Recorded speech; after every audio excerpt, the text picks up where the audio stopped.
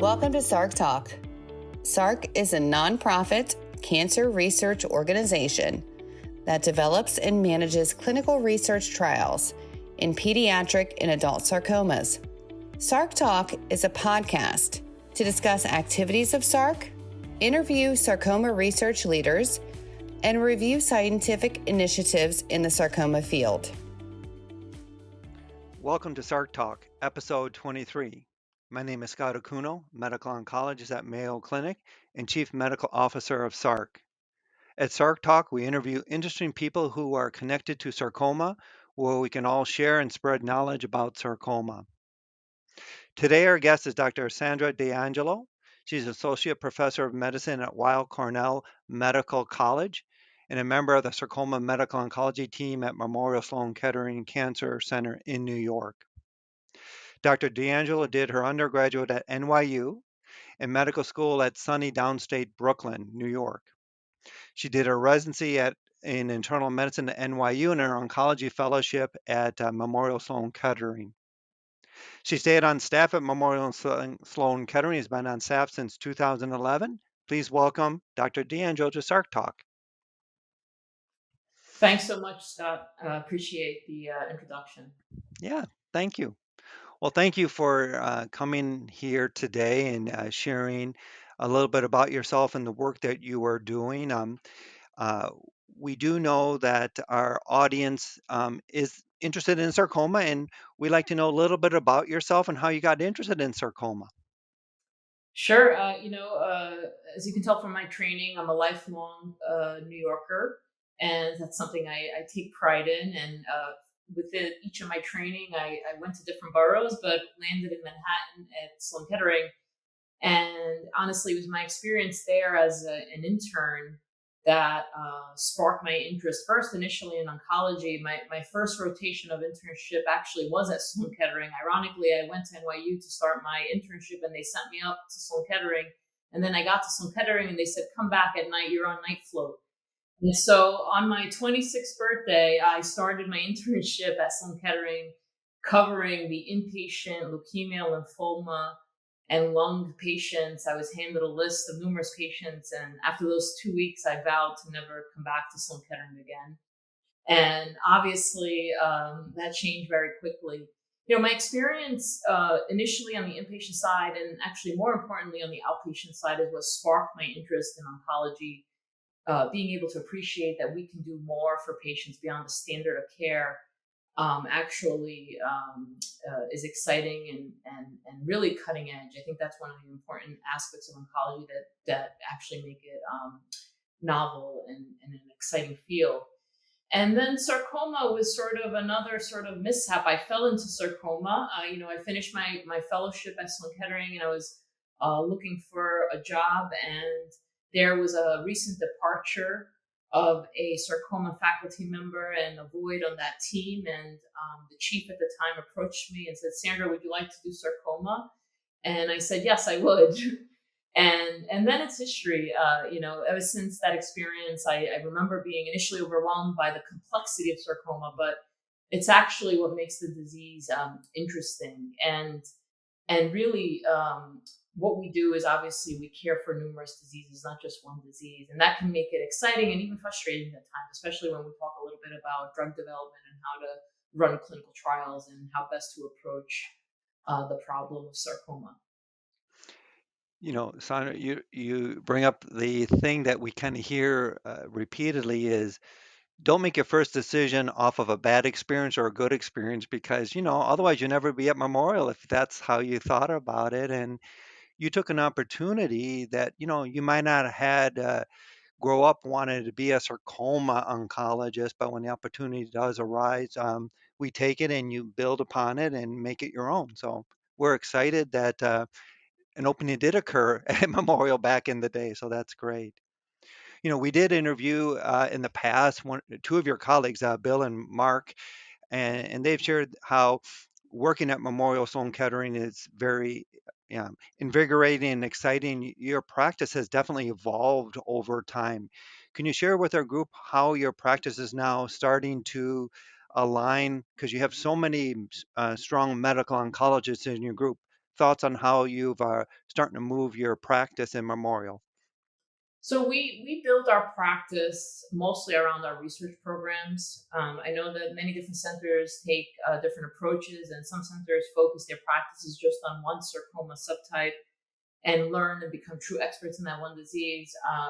I actually love the way I'm able to see all different sarcoma subtypes and build my research program around those very patients, because in the end, it's the patients that influence our choices and how we care for them.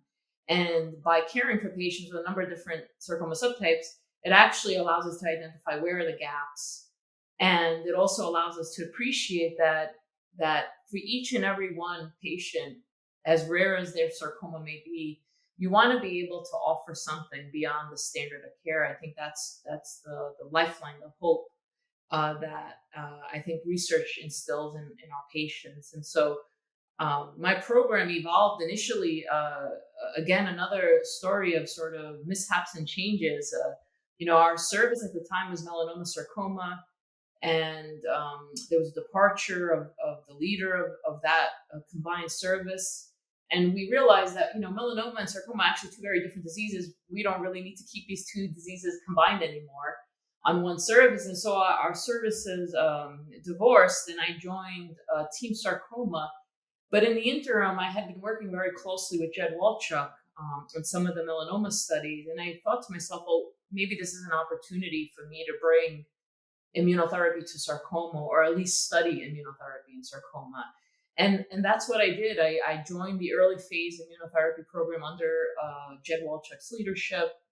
And through that experience, we began to open some exciting immunotherapy trials on the sarcoma side. And obviously, just like we did at MSK, a number of different centers similarly took a similar approach, in that they realized what we hope was the promise of an alternative way to treat and care for our patients. And immunotherapy was sort of the new hot topic. And so I think we all kind of jumped on the bandwagon to try and study this further and really try and understand how can we get these drugs to our patients. Well, it's interesting because last month we had Seth Pollack on, and he's at Northwestern University, and he discussed how he also got involved with sarcoma and immunotherapy for sarcoma. And he shared his vision of what immunotherapy is for sarcoma.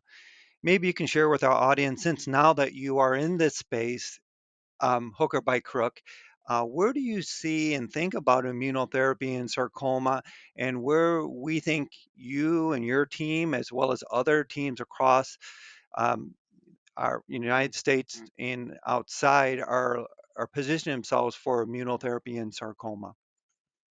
So I think what we've seen is an evolution in how we think about sarcoma and how we conduct clinical trials. And one of the first clinical trials I opened with combined immunotherapy was a study that we ran through the Alliance Cooperative Group, where we treated a number of different types of sarcomas on one clinical trial in a so-called lumped approach.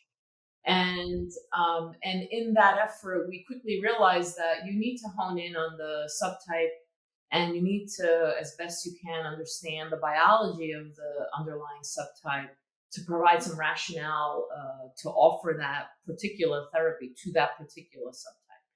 And the field actually has made significant strides from that regard, and all a reflection of our sort of collaborative approach as a community and how we conduct these trials and how we learn from each other.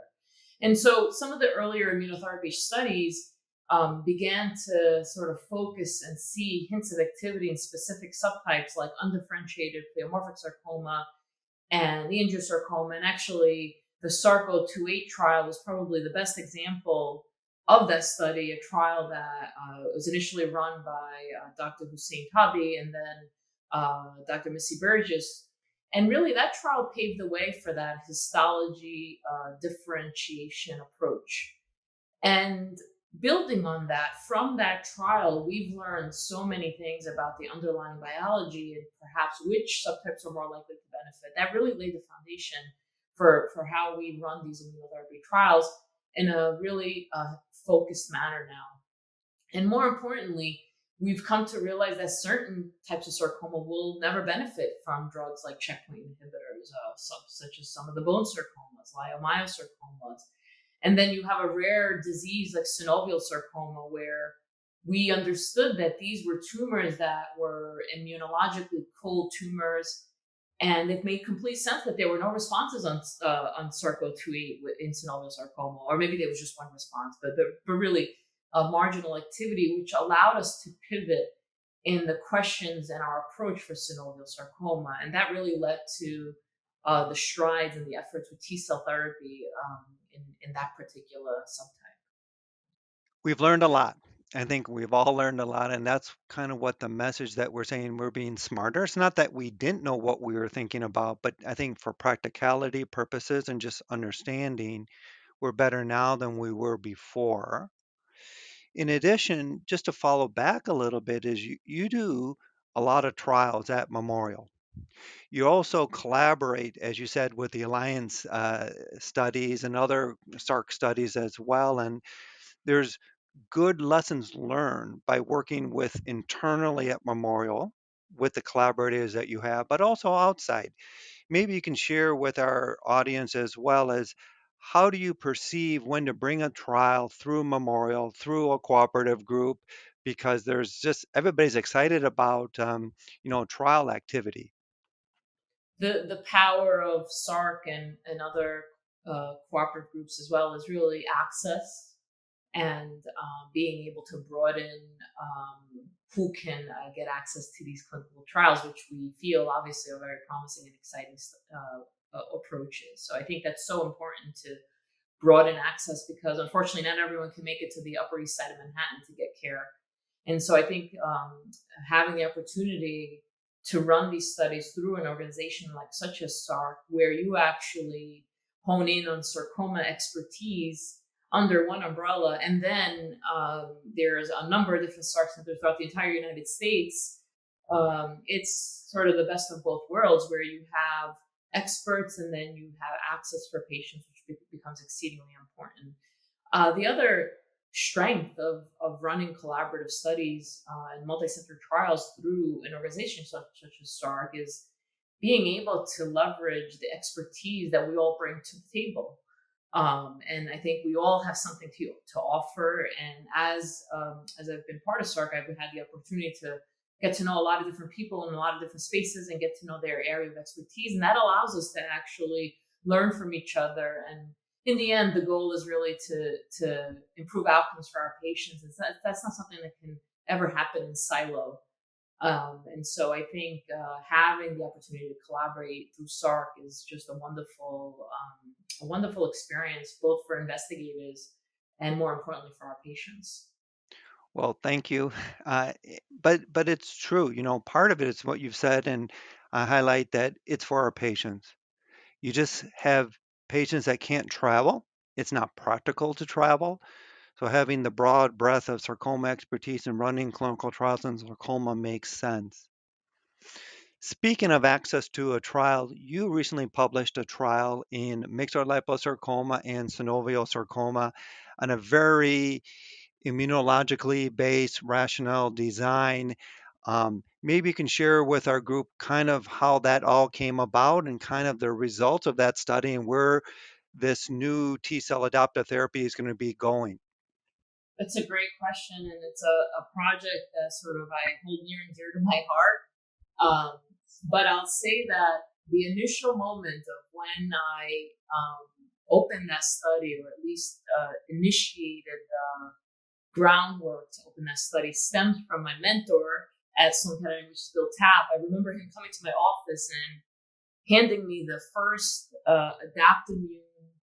At the time, it was an NYU directed T-cell therapy trial, and he said to me, "Sandra, you want to run this trial?" And I turned to him and like, "Bill, this is Sandra circa 2012, so 12 years ago. Bill, I don't know anything about immunotherapy. I don't know. I may not be the right person for that trial." And Bill sort of looked at me with a straight face and said, "Sandra, don't be afraid to do something because you're afraid to learn." Probably some of the best advice I got at that moment, I think, to really jump in and figure it out and learn, and really reflects the power of mentorship and the impact that a strong mentor can have both internally at MSK, and obviously I've had similar experiences more broadly with other members of the sarcoma community. And I highlight that because I think that's the third piece of what we do as academic clinicians. We run clinical trials, we care for patients, but we also have to mentor the next generation of investigators. So a little bit of a sidebar, but that was the history of that particular trial. So I went through the logistics of running and getting that trial approved through our IRB. It was protocol 13236. 13 was the year that we opened it. So the first study, therapy at MSK, opened in 2013. And it was a journey with that particular trial, trying to understand how do we manufacture these cells in a timely manner and allow our patients to get these cells, right? I think that was one of the most important things I learned with that initial trial. And certainly there were some growing pains as well. Initially, we were waiting for the cells, and patients were waiting, and we weren't even allowed to receive therapy in between the waiting of the manufacturing part of the study.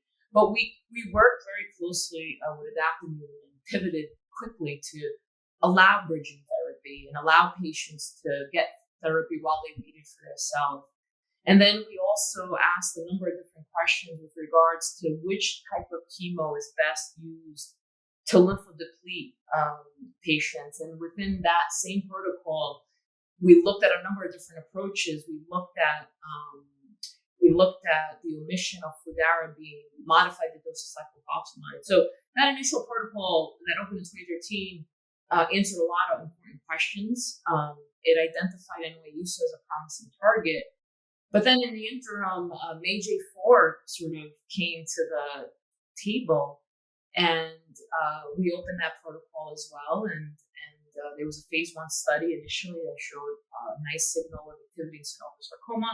And fast forward, it led to the Spearhead-1 trial, which we recently published. And that clinical trial focused enrollment on 2 sarcoma histologies, synovial sarcoma and mixed round cell liposarcoma. The vast majority of patients actually were synovial sarcoma. What we found was that administering T-cell therapy targeting the MAGE-A4 protein was promising, leading to response rates of 40%, specifically in synovial sarcoma. And the responses were durable. And ultimately, that study formed the foundation of the FDA approval for afami-cel for synovial sarcoma, which is remarkable for a number of different reasons. First, it's one of the first T-cell therapy products approved in solid tumor malignancies. So for sarcoma to pave the way in the field is so very exciting. Second, it actually, again, demonstrates the importance of collaboration and how our community rallies together to enroll patients on clinical trials. And then it really is a practice-changing approach in that, the last drug approved in synovial sarcoma was pazopanib, which offered about a 5 to 10% response rate, and obviously durability is not nearly as vast. So all of these things really point towards the promise of T-cell therapy, and there's obviously limitations of the approach. I think that one of the biggest limitations is that you need a specific blood type in order to qualify to receive the cells. And that's only found in about a third or a fourth of the population, depending on where you look and where you test. So that highlights to me the foundation of what we need to do in the future and how we're going to learn from this particular approach to ultimately broaden applicability, broaden the targets, and then also broaden the approach. I think there's an obvious need to expand that selection criteria to allow additional patients to at least have the chance to receive this therapy. Sandra, I didn't realize that this started in 2013, and the culmination for a practice-changing new therapy, it took a decade to get it out there. So, but it evolved, and I think you picked up the MAGE-4, which is key, and I think the only sobering problem we see is only a third or a quarter have the HLA-2. And when you don't have it, it sounds promising, but it's not for every single patient out there, and it's expensive on how to do it. But You got to start somewhere. So this is really exciting. So if you've not seen the paper out there, it's been published out in Lancet. And then hopefully everybody will have access to it, and you can see where we are going in synovial sarcoma. So it was Lancet, April 13th, 2024, just in case people are listening and don't have access to the show notes.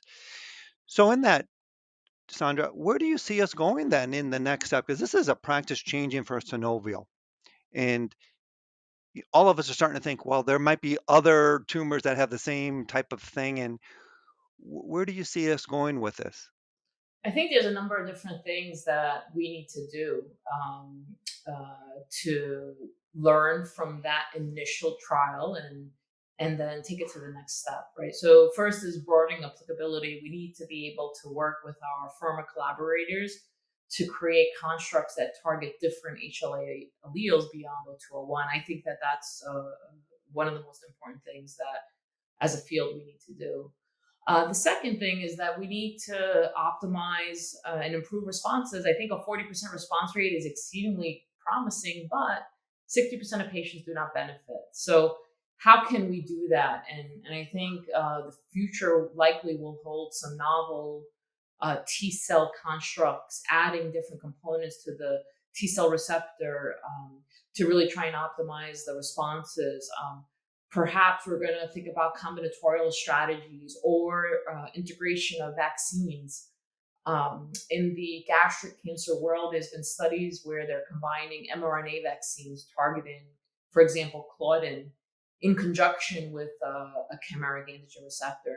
So I envision a future where perhaps we can integrate novel vaccines with different targets and really try and improve the durability of these particular patients with this disease. There's an obvious need then to care for other sarcoma histologies, and I think it's an important question to ask: is it just synovial, or is the presence or expression of MAGE-A4 adequate to galvanize responses? And that's something that we can ask in our own sarcoma world, or it can be asked more broadly. MAGE-A4 is a protein that's expressed in a number of different sarcoma subtypes. So a basket trial where we offer anyone that has the correct eligibility criteria and expression of MAGE-A4 in their tumor, and give them the opportunity to receive these T cells, I think would be a nice follow-up to this particular effort. No. As many of our sites, centers are gearing up to, do the testing, get the product going across the United States, I think we'll gain more experience, and, basket trial will make huge sense at that point once we get all the centers up and running across the United States. You highlighted something that was important that Bill talked to you about when your future self didn't realize, is that don't be afraid of things you don't know. You've also been involved with the ASCO Leadership Development, and maybe I know Bill was involved with that as well, but maybe you can share with our group what is that all about, and what did you learn from that? Oh, that was a great program. It was a wonderful year-long program where we had the opportunity actually to work with a number of different investigators across the world, across the United States, and have formal training in leadership, ranging from conflict resolution, presentations, collaborations. And this was a year-long program, and the program was supposed to culminate with our whole team presenting to the ASCO board a specific initiative, and perhaps then build a program out thereafter in collaboration with the ASCO team. The only downside of my year-long program was COVID hit right at the end of the program, and so if you recall, March 2020, everything basically shut down. We were due to present to the board at that June 2020 ASCO meeting, and ultimately we wound up presenting it virtually and some time thereafter. The experience was a little bit altered because of COVID, but it's a program that I think that not many are aware of, but one that I think any person that's interested in learning a little bit about leadership should leverage and take advantage of. It's a wonderful opportunity, and it gives you great exposure to ASCO as an organization. And also, you have the opportunity to just work with people you normally wouldn't work with. I think that was one of the things I enjoyed the most. I was able to work with a number of different colleagues and a number of different solid tumor and actually heme malignancies, and form a new network of individuals that I can honestly tap into. We routinely actually talk to each other for various different reasons, referrals, ideas, connections. And so the power of networking is another important aspect of what we do as investigators and as academic clinicians. And so that was a wonderful experience. Well, we're excited that you went through that training and you're still using it. But it's also a commitment from Memorial too to support you during your year worth effort too, because it does take time and we're all benefiting from it. I know that you and Laura Davis are members of SARC Steering Committee. You both chair or co-chair our Concept Review Committee, and maybe you can share with our group what has surprised you the most about SARC. I know you shared before the importance of collaborative research, but above and beyond that, what is kind of being on the, I don't want to say insight because we don't want to say that, because what has surprised you the most? Oh, it's funny, when I first started going to the SARC meetings, well, when I first started going to, yeah, when I became a sarcoma investigator, and I was, I remember someone's like, oh, you have to go to SARC meeting. And I'm like, well, what's that? What's SARC? And I go to my first meeting, and I remember just sort of being stunned just by the magnitude and the power of those meetings that typically are held, the morning before ASCO starts, or maybe the morning before CTAP starts. And just the way the organization can get all these sarcoma folks in a room and talk about important topics and learn from each other, I thought was very interesting. I also felt almost threatened at the time. Here I was, just this new sarcoma doc on the block. Nobody knew of me. I hadn't really done any sarcoma research as a fellow. And so I was literally kind of walking in blindly without any expertise at all. But I do also remember everyone being quite welcoming and supportive and wanting us all to kind of get involved.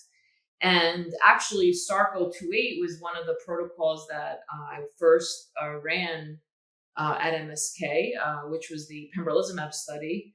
I love putting dates and to things, but that protocol at MSK was 15092. So we opened that study in 2015. Again, it shows the progress. It's been nearly 9 years since we opened that trial. And again, we learned so much from that study. So the other important thing about SARC is that there's a number of different aspects to SARC. There's a number of different committees. And I think that essentially there's something for everyone, depending on what your interests are, whether it's running clinical trials or whether you're more of a basic scientist or, everyone thinks it's just about medical oncology, but in fact, it's quite the opposite. And so it was interesting that initially I felt like it was almost like a privileged type group, but in fact, I've learned through the years that it's actually quite the opposite.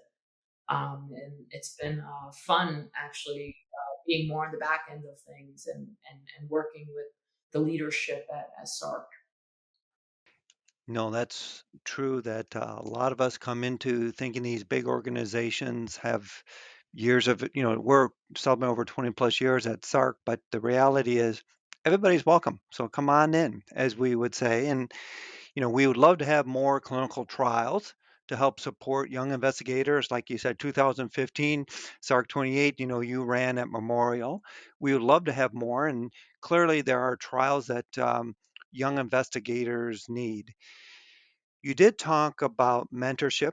Um, you now are paying it forward because there are things that you are doing to help support young investigators engage with SARC. And maybe you can share how you're mentoring somebody or help suggest somebody to get through a SARC uh, infrastructure and develop a trial within SARC. Yeah, I think one of the really nice things about SARC is just the infrastructure that's there to help support developing a protocol or even a concept, from the moment you have the idea to the moment that you actually are able to write the protocol, um, there's a lot of support along the way. And I think what we've learned is that we leverage the expertise of of what we know best, right? And so, again, my focus is immunotherapy. So if there's an immunotherapy concept, someone connects whomever with me, and I'm happy to have that discussion. And then there's other expertise, like for example, GIST, and then we know that there's leadership, leadership within the SARC world that has more focus with GIST. And so I also look at it as us sort of making connections and kind of building those relationships to take an idea from conception to full execution. And that's what we're able to do at SARC now, I think. And you're able to leverage all the right people to do that and to support these ideas. And what's also fascinating is that sending this message of inclusiveness and openness is so important, because just ask a question and we'll figure out how to get the right person on that email chain to support it, whether it's making a connection with a pharma collaborator or a laboratory collaborator. We have all the right folks with the right expertise to support investigators. And so I think the sort of open door type policy, I think, is an important one, and one that resonates with me. You've actually mentoring somebody right now for a clear cell study as well, and you recommended SARC for that, and we do appreciate that. And I know that your expertise has been very helpful in trying to pitch ideas for concepts that need a little bit more subspecialty or basic science activity, and you help navigate that part there. And hopefully, with more podcasts like we're doing here today and more contact with you recommending young investigators, hey, go to SARC. Why don't you pitch it to SARC and move forward is good. And I hope that the colleagues that you've referred to SARC from your institution have enjoyed working with us at SARC. But any additional insight on that would be helpful for our audience as well. Well, I think in all reality, we appreciate that sarcoma is a rare malignancy, and and when we look at each of the subtypes, some of them are rarer than rare, and you need someone with expertise that understands the disease, and you also need the avenue to be able to conduct that trial. And unfortunately, sometimes our pharma collaborators are not wholeheartedly invested in running these studies. And so I think leveraging an organization like SARC is really the right way to do it, because you can get a number of different sites on board and have the expertise, and then again provide geographic access to a number of different parts of the United States. Actually, this specific trial you were referring to with clear cell sarcoma is a collaboration with Dr. Evan Rosenbaum and Dr. Robin Jones and Dr. Andrea Napoli, all from, they're from the UK. And so that's going to be an international collaboration, all with the SARC infrastructure, which is backing it up and helping support. So I think that's another important message to put out there to the community. That's correct. And we've had several investigators from outside the US, and we still want to continue to collaborate with them within SARC. So you're right. So more to come. So as we close in 2024, Dr. D'Angelo, sorry, what additional thoughts do you have for the sarcoma community as we close out 2024 and look forward to 2025? I think one of the most important things that we do as oncologists is provide the opportunity to our patients to learn about their disease, teach them about their options, and ultimately try and make strides to change practice. And I think we've all had those moments where we've been able to actually truly allow that to happen. And Afami-cel and the collaboration within the sarcoma community really have brought this novel and cutting edge therapy to our patients with synovial sarcoma. So to me, that instills hope that the possibilities are endless. It does take a significant amount of time, commitment, resilience, dedication, all of those things. But I say that any goal is achievable as long as you actually put your mind to it and you surround yourself with the right people in order to really execute those ideas. And so I'm hopeful. I'm hopeful for our patients. I'm hopeful that we'll continue to have other opportunities to change practice. I think there's a lot of gratitude to be part of the sarcoma community that we have.